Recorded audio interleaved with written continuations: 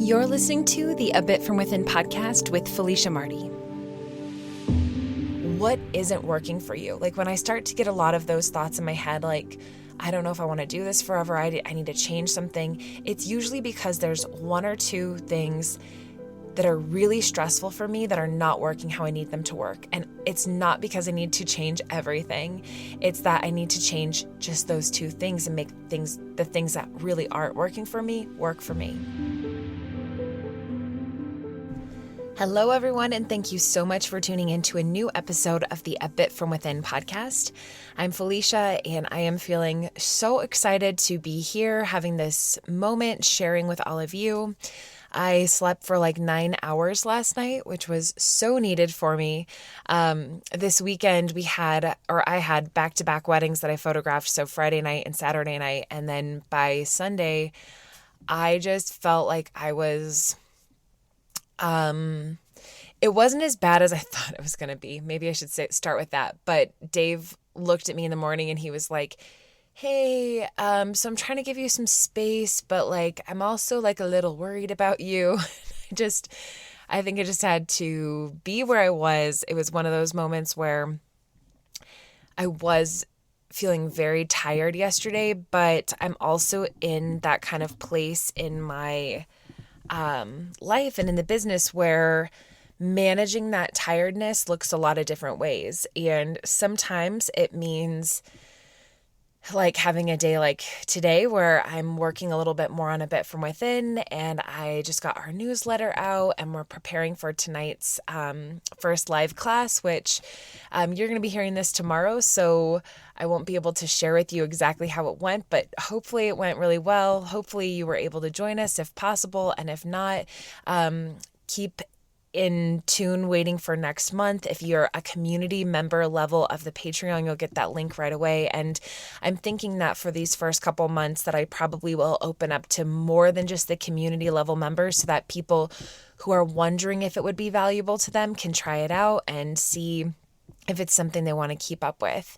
So there's that going on. And I think tonight is going to be really rejuvenating and really refreshing. And then hopefully this afternoon, I'll have a little bit of downtime where I plan to just read this rom-com book that I'm reading right now. That's a really great way for me to kind of de-stress. But another way that I like to de-stress is by taking care of things that need to get done. And sometimes that's the little things, sometimes that's the big things. I do try to have a pretty quick turnaround time for my photos. And so we try to deliver engagement sessions within a week to a week and a half, and weddings within 4 to 5 weeks.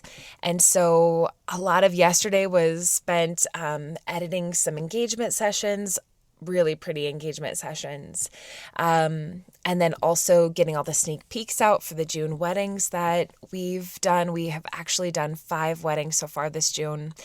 We had 3 this weekend. So that kind of gives you a good picture of how things are. And so for me, setting myself up for success for this next busy weekend means making sure I really have, tied up any loose ends from the stuff we had going on. And even though that was work, it was work that didn't necessarily require me to be customer facing, which is a good thing, because you guys, I don't know about you, but I feel like tensions are high right now. And I've been thinking a lot about this because we had that crazy eclipse happen last week on Thursday. And then recently over the weekend, and I guess I'm transitioning into the astro check-in. You guys know how I always kind of do this part. Over the weekend, we had Mars move into Leo. And it's an interesting change of scenery because Mars is a planet that it rules Aries. And so it's much more comfortable in fire signs than it is in where it was in Cancer. And I think with this switch of Mars moving into Leo, and then a couple other astrological placements that are going on, essentially like tensions are high and passions are high. That's probably a better way of putting it. Passions are high.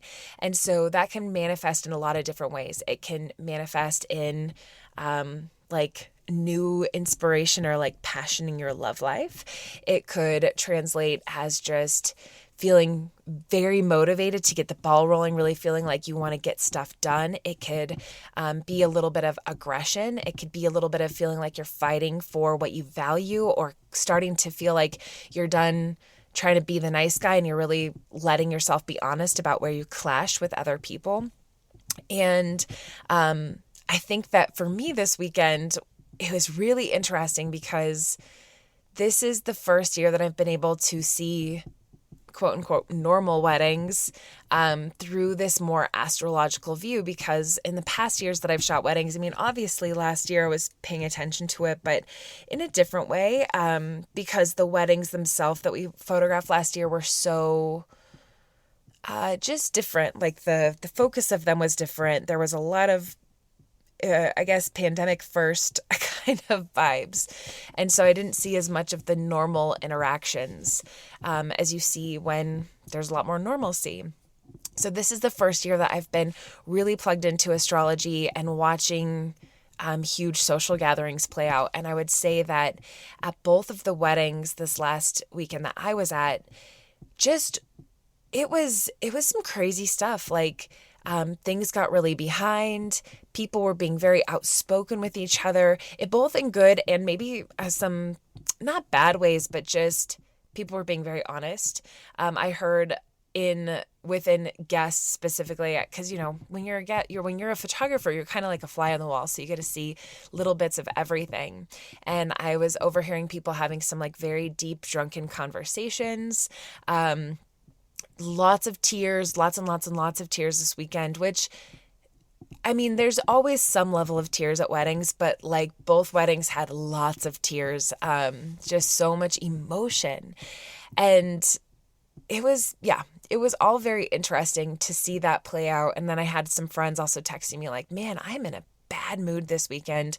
I'm like, yeah, there's just a lot going on. I also know that it's been very hot in Colorado, and when things get really hot, people tend to also be a little bit more of that fire energy where they're just a little bit more brash, a little bit more willing to say what they want, put their needs first.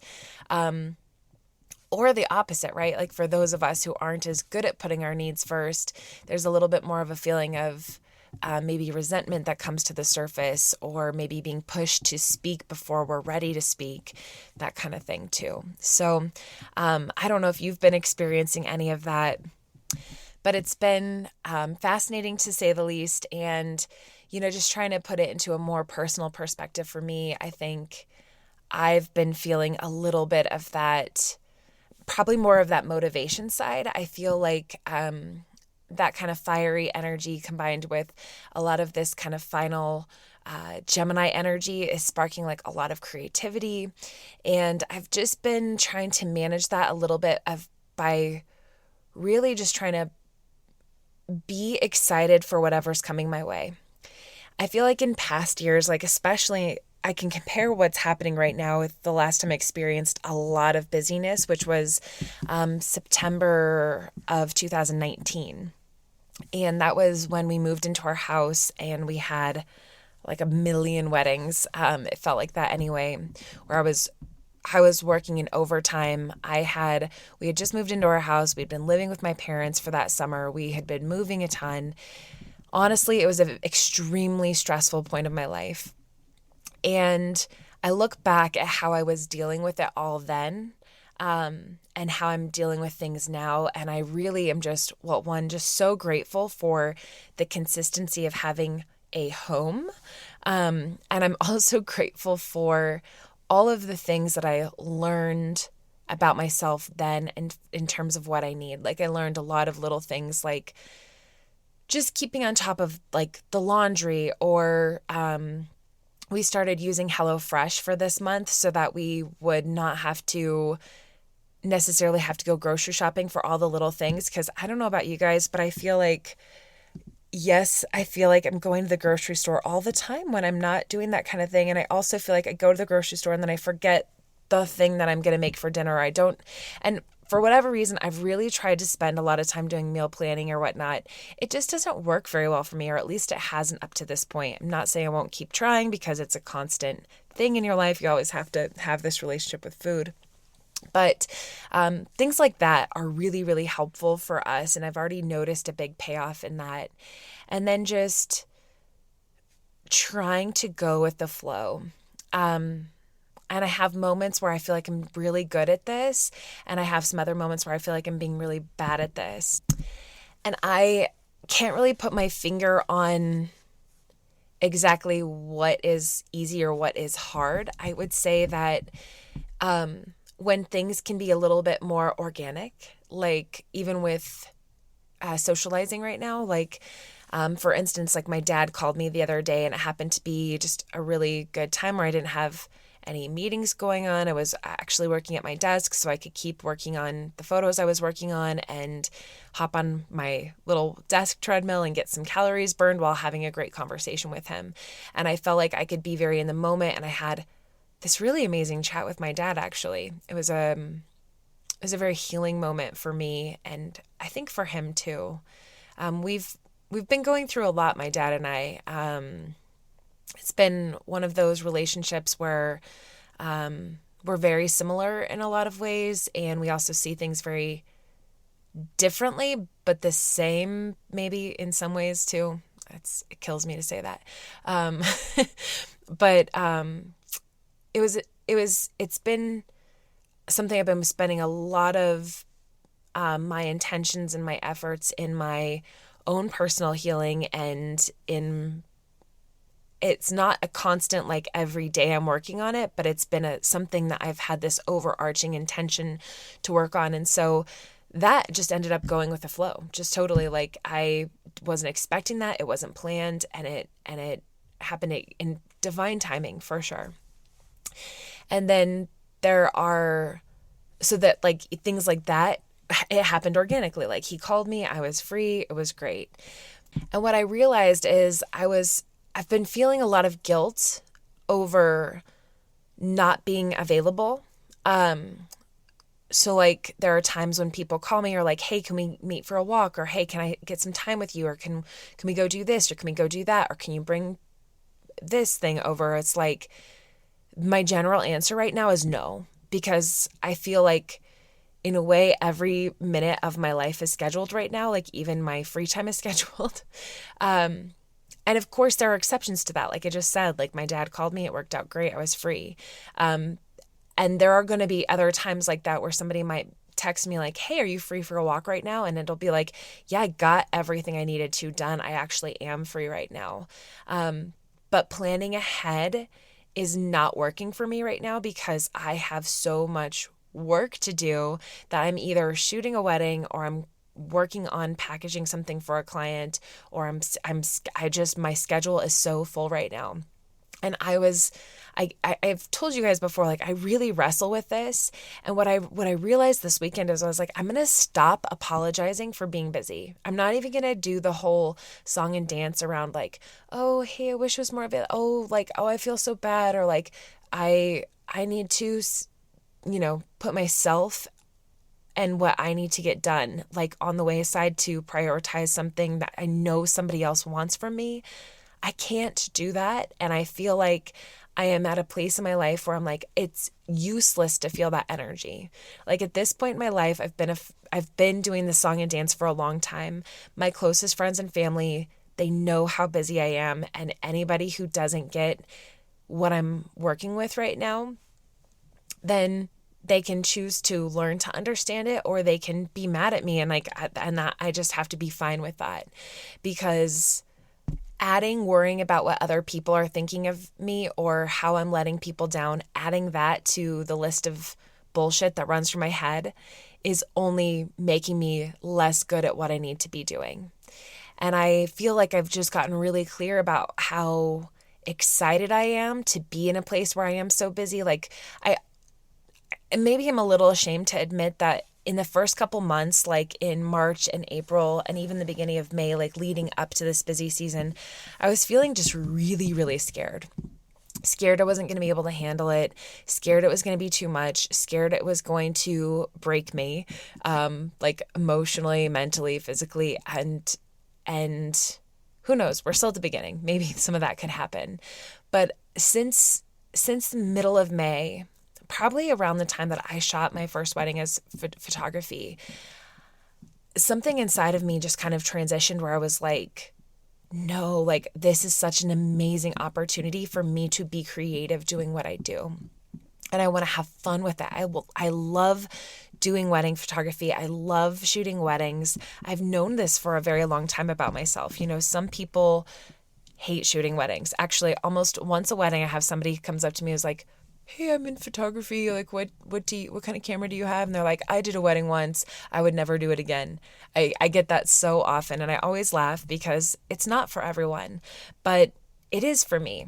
And I feel very sure of that. And I feel very solid about it. And I think I'm kind of coming into a new level of confidence with what I'm doing and my purpose with this. And, it's been really difficult to get to that place though, because for so much of the last at least year, maybe even more like a year and a half, just with COVID and with having a really stressful time in 2019, like I talked about, and then with Dave joining me full time, and with all of that, it felt like I couldn't see my way through. And now I'm feeling a little bit more stable. I'm feeling like I do have my feet beneath me. I'm feeling much more positive about everything. I'm feeling very grateful. And I guess I'm just grateful for that. I'm grateful for that sense of clarity. And I wish I could go back and tell the version of myself that has been hurting so much over the last year and a half, just feeling really aimless, feeling really scared about where I'm at and what I'm doing, that sometimes you just need to change in perspective. And actually, I was just getting my hair done last week by, she's fabulous. Her name is Regina. She works in Arvada. If you need a hair person, text me. I'll send you her way. She's amazing. But she and I were she was doing my hair. I was chatting with her and we were talking about business because that's where a lot of conversations with me end up going. And we were just talking about how like sometimes you can feel when you're your own business owner, you can feel so just stuck in a rut, or you're like, what am I doing with my life? And one of the things that I was able to ask her that I realized sometimes helps me is like really figuring out what isn't working for you. Like when I start to get a lot of those thoughts in my head, like, I don't know if I want to do this forever. I need to change something. It's usually because there's one or two things that are really stressful for me that are not working how I need them to work. And it's not because I need to change everything.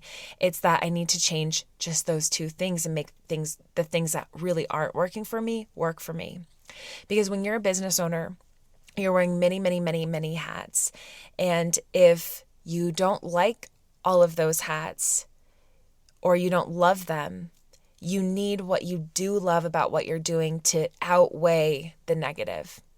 And, I'm sure that is true for any of us. It doesn't matter if you run your own business or not. Like if you are in a place in your life where the things that aren't working for you or the things that you dislike doing, there's a lot more of that going on than what you feel satisfied with, you're going to be in a place of frustration or resentment.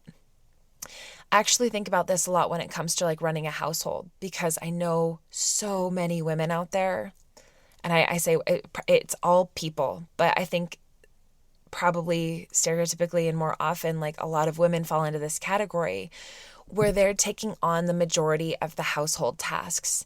Like they're the ones figuring out what's for dinner. They're knowing what needs to be cleaned. They know what sheets haven't been washed recently. They know when the toilets were last cleaned. They know just all of those things that it takes to run an entire household. And I was just listening to this person who is kind of talking about the equality in the household and how important that is for a relationship. I think especially, just in any kind of partnership, when you are in it together, it can start to break the intimacy between the two of you if one of you feels like they're carrying more weight than the other person. And this is like a really hard thing to solve for. I think a lot of relationships even fail over stuff like this, which is so silly because it doesn't really have to fail because of something like this. When it comes to the house and it comes to running your lives, there has to be some sort of equality in what's being brought to the table in terms of security and stability and functioning for everyone. And I think that if there's only one person who is focused on the daily operations and even like the big picture overview, and the other person's just trying to like be the assistant in a way, like, oh, what's at the bottom of your list? Oh, can I go get your car an oil change? Or I mowed the lawn.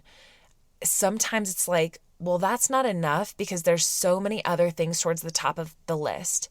And I always, you guys always hear me talk about this because it is such an important thing. It's more important than I ever knew when I was a teenager picturing myself in a relationship.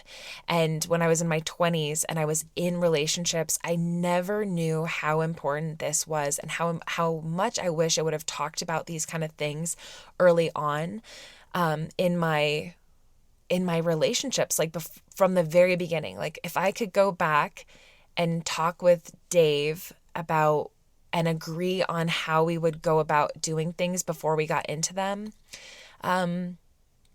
it's not like I think we would be more or less successful. I think we'd probably be in a lot of the same places that we're in now. It's not like it's held us back that much, but I think that I would have felt more supported a lot sooner, because I'm definitely one of those people that have struggled with just the nagging and the feeling like Dave and I have this joke where it's like, oh, he'll tease me like, oh, right, Felicia, like you do this and you do that. And it's kind of a joke, but it's also kind of serious because I do have this thing that comes up for me a lot where I'm always talking about how much I'm doing.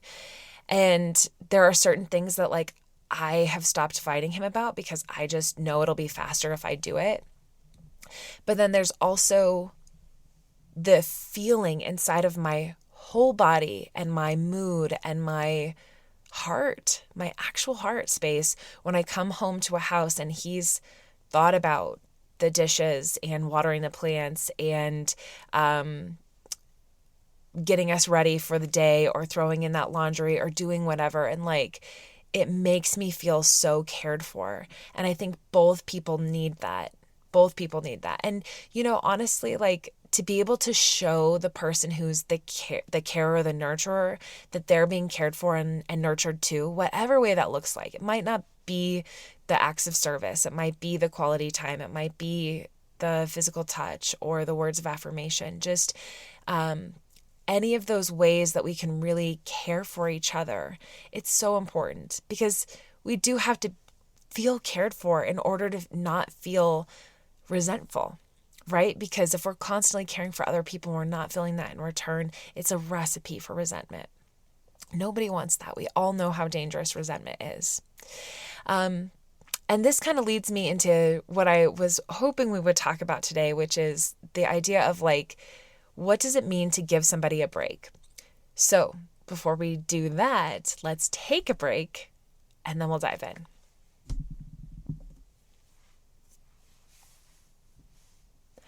All right, so welcome back. So I thought of this on Saturday night because I was at a wedding, and we had gone out on the golf cart with just the two of them, taking some sunset photos. And on the way back, we were walking back towards the golf cart, and the groom, who was, it was his wedding day, so he had been drinking and he was a little bit drunk, and that's totally cool.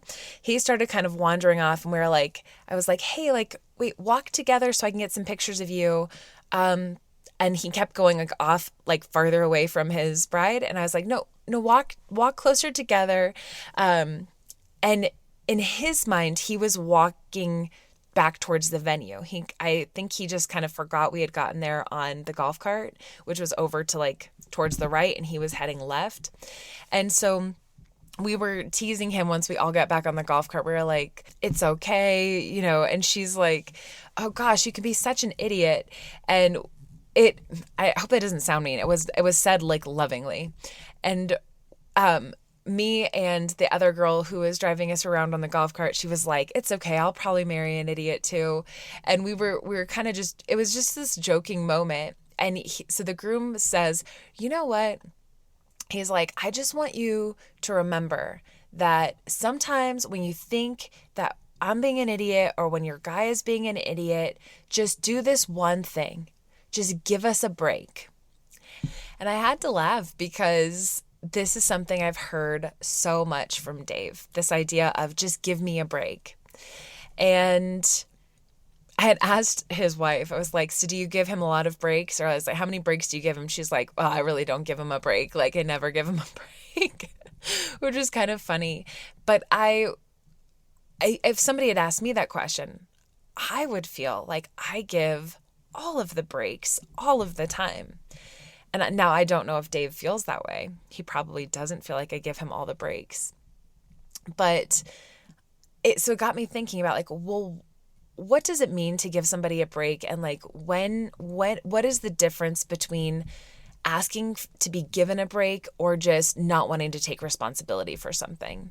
And so of course, that's me taking this very light and playful moment and thinking about it on a much bigger issue. Well, because I have to think about where it kind of lands for me personally. And it ties into everything I was talking about before the break. Just, there comes a time when it's important for the other person to be on the same page with you. And I think there's also a sense of urgency that needs to be talked about. Because if you're constantly the person, and this could be in a relationship, this could be in a friendship, this could any kind of relationship. It could be parent-child, boss-employee, employee-employee, like work colleagues or whatever. It could be literally any kind of relationship. If there are things that you feel you've been clear about or that need to be done urgently, and the other person is just constantly not on the same page as you or not understanding the urgency, that is when usually this idea of like, well, just give me a break. Just give me a break. I didn't know this was so important to you. Or give me a break. I didn't realize we were walking this way, right? And there are certain things that are just not that big of a deal, but it's not always about what happened. It's about the idea of not being on the same page. And it can feel for a person like, I guess just like a person like me, I spend a lot of time trying to be very clear with my relationships, whether that's me explaining where I'm at or what my availability or what I need. I also have to take some responsibility and say that sometimes I've felt like I've been really clear when I wasn't being clear because of trust issues and because of me stuffing my feelings down. Sometimes that really does happen, and that's only on me to clear up. But do you guys know what I mean in terms of like, it's usually that sense of, I really do. I'm going to go back to it where it's like, it's the urgency and it's the being on the same page. And I think while it is always okay to give somebody a break, and I really do believe in practicing compassion, and I think in general, and I mean this like very like generally, in general, it is usually okay to give somebody a break or to offer that like kind of olive branch and just be like, it doesn't matter, let's just move forward for the sake of moving forward. But if you are the person who over and over again is feeling like the person is not with you or the person is not understanding what you're communicating and you've been clear or you've asked for what you've needed and they still don't show up, at what point do we stop giving a break? At what point do we start saying, no, you don't get a break right now because you have failed? And that might sound really harsh. It is a little bit harsh, but like, when can we call a spade, right? Like at what point can you start calling people out and saying like, this is not working. You are not getting this. Or maybe even it's just, I need more from you. I need you to show up. I need you to join me. I need you to understand. I need you to put in more effort. And maybe that's what it comes down to, is like being able to say that. And the hard part is that once you get to that level, once you get to that place where those are the words, that is the sentiment, then you have to start setting some boundaries of when that person does not accomplish those things. And it actually just reminds me of a conversation that I had with my therapist. And one of the things that he shared with me was like, you know what's important, Felicia, is don't act happy when you're not happy. And I had to think about that a little bit, because I was like, well, that's not really me. I'm not really a person who pretends to be happy. But then I started thinking about it more, and I was like, there are a lot of times in my life where I have learned just to go along to get along. And where I have, for the sake of probably mostly like getting attention or affection or resetting the status quo, where I will pretend to be happy even when I'm not happy. And it's hard because it doesn't feel that blatant. It's not like I'm saying like, well, I'm not happy right now, but I'm going to pretend. It's much more beneath the surface. It's much more, I'm going to choose to be happy right now and pretend that everything that just hurt me or that made me unhappy doesn't matter anymore, for the sake of the other person, for giving the other person a break. And when you do that so much, you kind of have to ask yourself, like, are you living an honest life? How honest are you being? And I don't have the answer to that, because it's something I'm still working through right now. It's something that I'm still trying to figure out. Like, I feel as though I'm always very honest. And yet there are probably, compartments inside of me of issues that have never been fully addressed because of this idea of just moving forward, wanting to move forward, because it came from wanting to give the other person a break. So that's kind of a tough solve there. And like I said, I don't have an answer for that, but it's something I've been thinking about, something I've been struggling with. And I guess the only other part that I guess we can kind of talk about, or I can share on, is like, I do think it's important to put yourself in the other person's shoes. So I try to think about the times when I've needed a break, when I've asked for a break. And most of those times, I think, at least when I first think of it, usually come up to things that I have just straight up missed, like out of sight, out of mind, where I get going too fast, or when I get going too fast. I should say it happens when I'm going too fast, but then a lot of things that I need breaks for come when I'm going too fast. For instance, I get very impatient when driving. And I really, really hate stop and go traffic. It gives me a shit ton of anxiety, so much anxiety. Which, living in Denver and not wanting stop and go traffic, it's just not that great anymore. But the other day, Dave and I were coming back from an errand, and I had to get on a call at 3, and this was like 2:30. And if I would have just listened to the GPS and stayed on the major highway, I would have gotten home in time. Instead, I took I was like, oh, I'll just jump up ahead to this exit and then go up the road. And instead, I ended up getting myself into worse traffic and having to U-turn around and get back on the same road, and like wasted like another 8 minutes of my time. And I ended up being a little bit late to my appointment, which ultimately worked out fine because they were running late too. But I was so stressed, and I was just thinking to myself, I'm like, I'm the only one to blame for this, because I got going too fast. And that's when, like, I know other people could be a little impatient with me, or like, why do you have to do this? And that's probably one of those moments where it's like, I feel like, just give me a break. Like, just give me a little bit of grace. And I guess I'll have to really sit with that a little bit more and think about those ways in which I need breaks, and also just that piece of compassion, and communication, right? Like all of this talk about the whole needing a break, all of it comes back to communication. Because I feel like just saying like, I need a break, it's something extremely valid and so important because it means like, offer me grace. But without the communication piece, without being really clear with your person, like, hey, I need this from you. I need you to show up for me.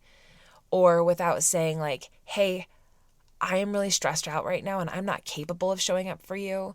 If those kind of conversations don't happen, then it can get really hard to extend that kind of grace towards other people. I guess that's what it really comes down to, right? So anyway, I guess that's where I'm at. That's what I'm thinking about these days. I guess in addition to everything else I have going on right now.